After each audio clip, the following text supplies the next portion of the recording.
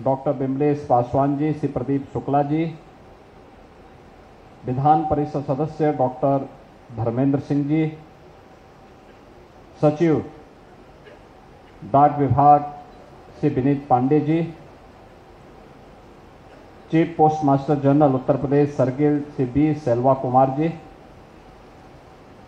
Post master general Gorakhpur Shri Vinod Kumar Varma ji, डाक विभाग से जुड़े हुए सभी अधिकारीगण और उपस्थित भाइयों बहनों, आज गोरखपुर के लिए एक बहुत महत्वपूर्ण दिन है,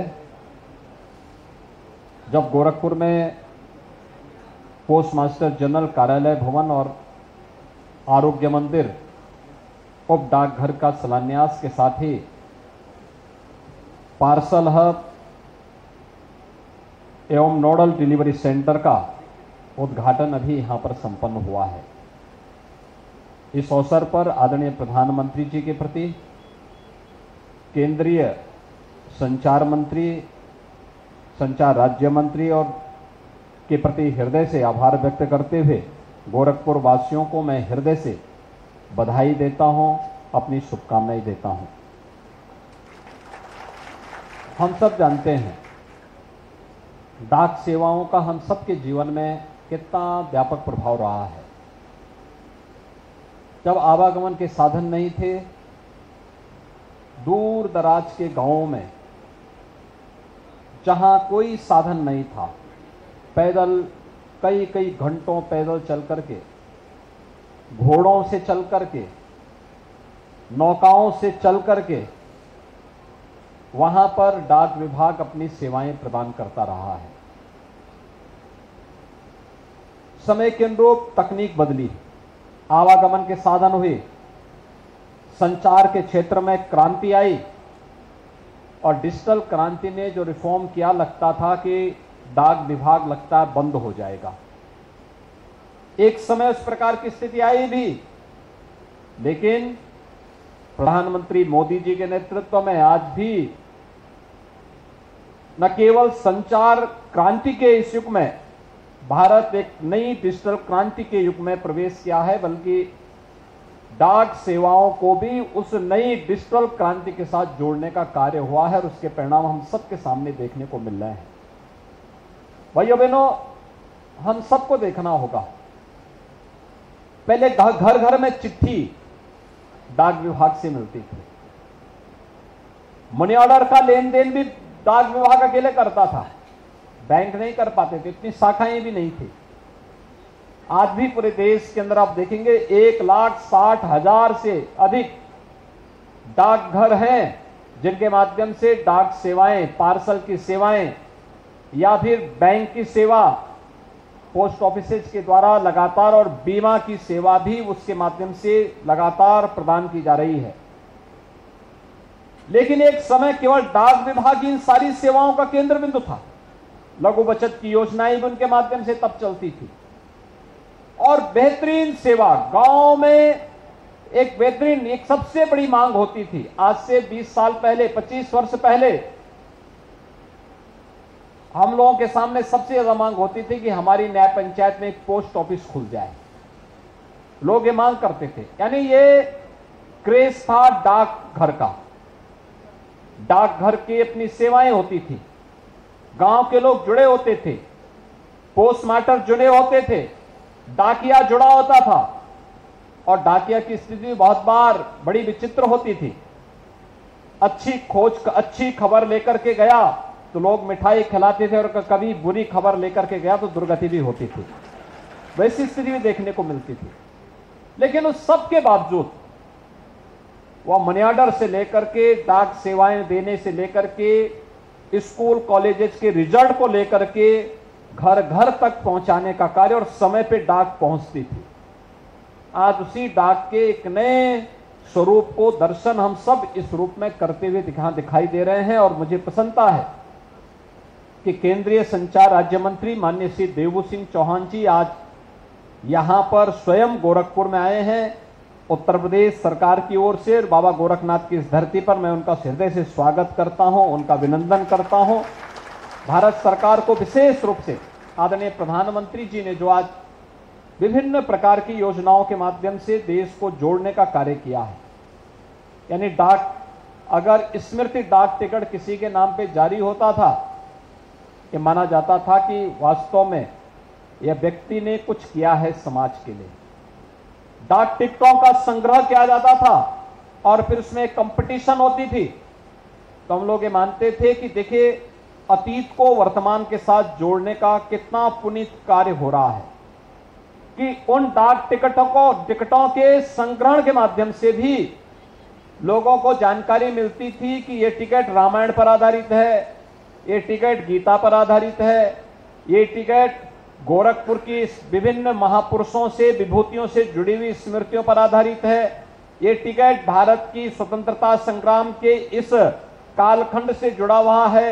अलग अलग कालखंड में डाक विभाग कभी पीछे नहीं रहा, निरंतर इस पर अपनी डाक टिकटों की एक श्रृंखला के माध्यम से या महापुरुषों की जयंती और पुण्यतिथि के अवसर पर विभिन्न आयोजनों के माध्यम से उन्हें जोड़ने का कार्य करता रहा और लोगों के लिए वह संग्रहणीय बनता रहा। भाइयों बहनों, एक तरफ जहां डाक सेवाओं के क्षेत्र में आज व्यापक क्रांति हम सबको देखने को मिल रही है, डाक विभाग ने भी अपने को चेंज किया,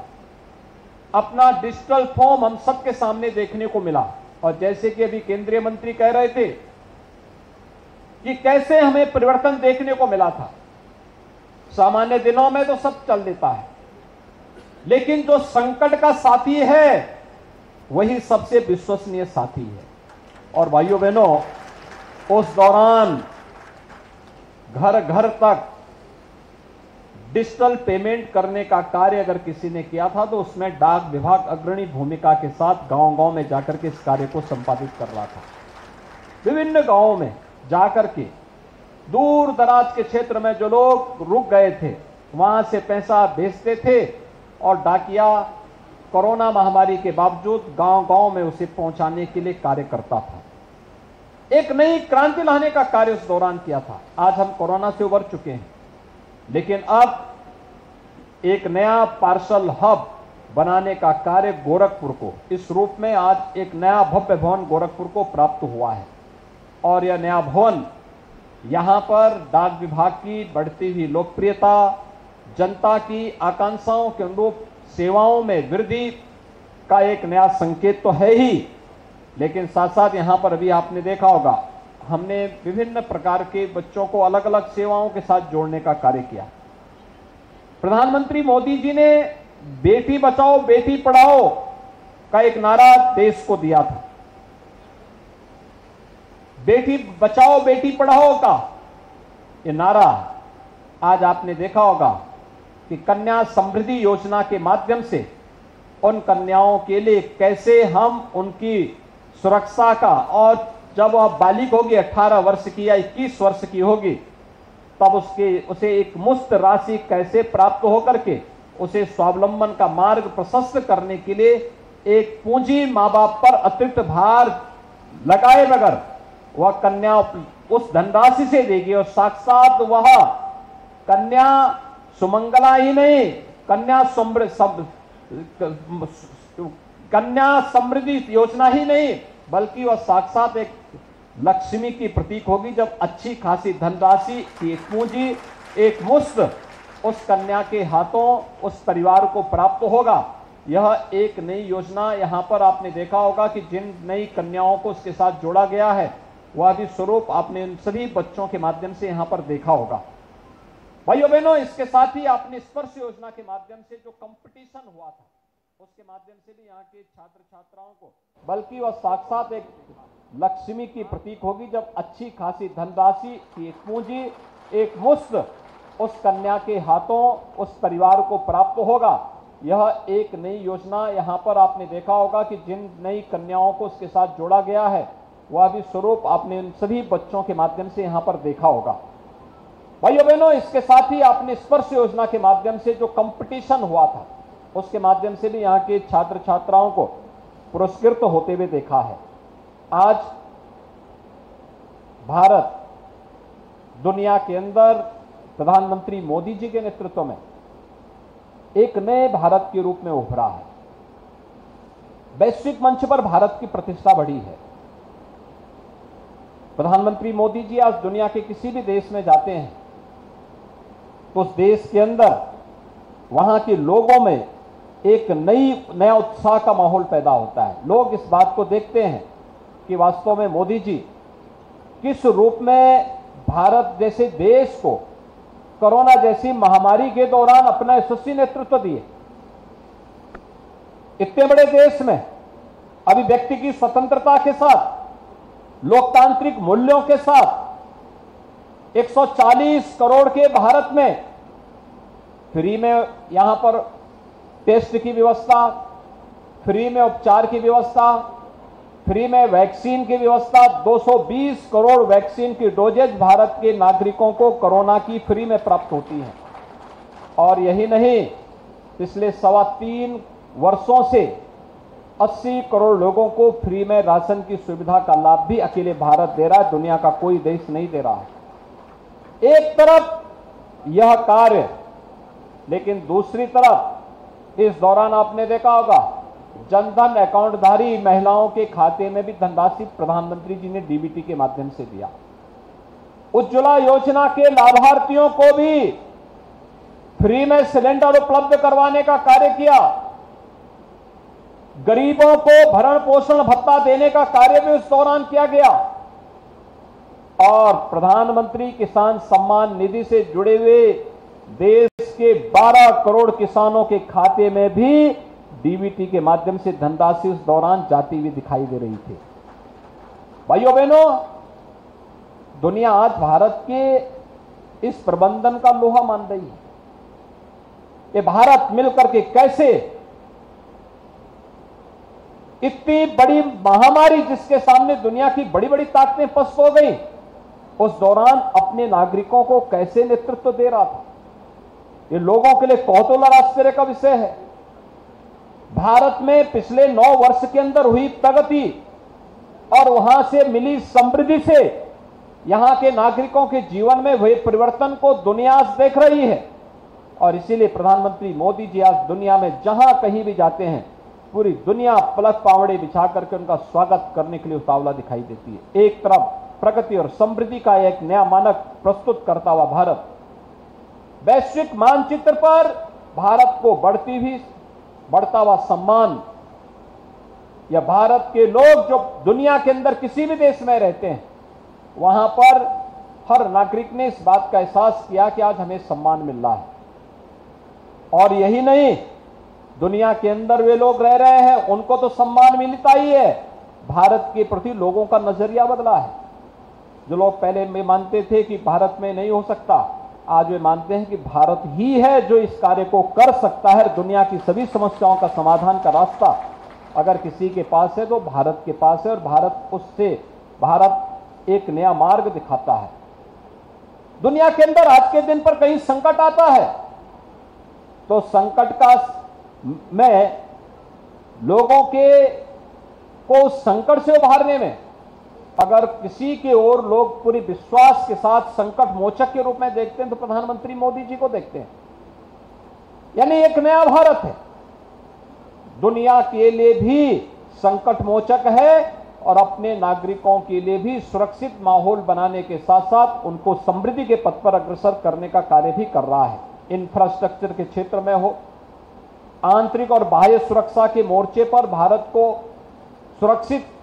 देश के रूप में स्थापित करने का हो, या गरीब कल्याणकारी योजनाओं के माध्यम से लोगों के जीवन में आने वाला परिवर्तन, एक नए भारत की एक नई तस्वीर है। तो स्वाभाविक रूप से भारत की डाक सेवाएं उससे कैसे वंचित रह सकती थी। व्यापक परिवर्तन हुआ है डाक सेवाओं में, और आज उसका एक परिणाम हम सब यहाँ पर पोस्ट मास्टर जनरल और आरोग्य मंदिर के उपडाक घर के शिलान्यास कार्यक्रम के साथ ही यहाँ पर पार्सल हब और नोडल डिलीवरी सेंटर के उद्घाटन कार्यक्रम के माध्यम से हम इन सेवाओं को देख रहे हैं। मुझे पूरा विश्वास है कि इन सेवाओं का लाभ न केवल गोरखपुर बल्कि पूरा पूर्वी उत्तर प्रदेश तो उठाएगा ही, रेलवे के साथ बेहतरीन समन्वय के माध्यम से, गोरखपुर और पूर्वोत्तर रेलवे के माध्यम से पार्सल सेवाएं देश के अंदर जाती हैं, अलग अलग क्षेत्रों में जाती हैं, वे सभी इन सेवाओं का लाभ इस सेंटर के माध्यम से उठाएंगी। एक बार फिर से डाक विभाग को इन बेहतरीन सेवाओं के लिए हृदय से अभिनंदन करता हूं, आदरणीय प्रधानमंत्री जी के प्रति आभार व्यक्त करता हूं और विश्वास व्यक्त करता हूं कि माननीय श्री अश्वनी वैष्णव जी और माननीय श्री देवू सिंह चौहान जी के नेतृत्व में भारत का संचार विभाग और डाक सेवाएं आदरणीय प्रधानमंत्री जी की मंशा के अनुरूप डिजिटल क्रांति के माध्यम से आम जन को बेहतरीन सेवा प्रदान करने के उनकी अपेक्षा के अनुरूप आम जन के जीवन में परिवर्तन लाने का कार्य करेगा। आप सबको मैं एक बार फिर से आज के इन कार्यक्रमों के लिए हृदय से बधाई देते हुए डाक विभाग को बेहतरीन कार्यक्रम के लिए अपनी बधाई देता हूं, शुभकामनाएं देता हूं। धन्यवाद। जय हिंद। का शिलान्यास यहां पर उत्तर प्रदेश के मुख्यमंत्री योगी आदित्यनाथ के द्वारा किया गया। वो तस्वीरें इस वक्त हम आपकी स्क्रीन पर आपको दिखा रहे थे।